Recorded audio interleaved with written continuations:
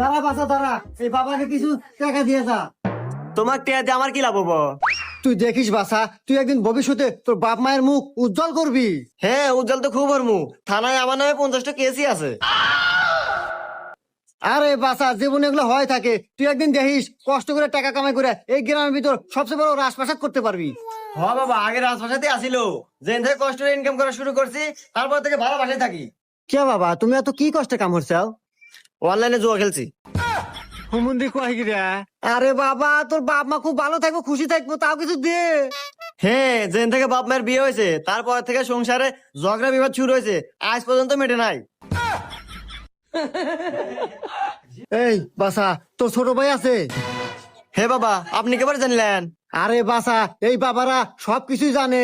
তোর ছোট ভাই দেখিস একদিন তোর জন্য ভালো কিছু করব, এখন তো কিছু দে। হ্যাঁ, ভালো কাম তো হয়েছে। 2 বাচ্চার মালিক নিয়ে পলাইছে।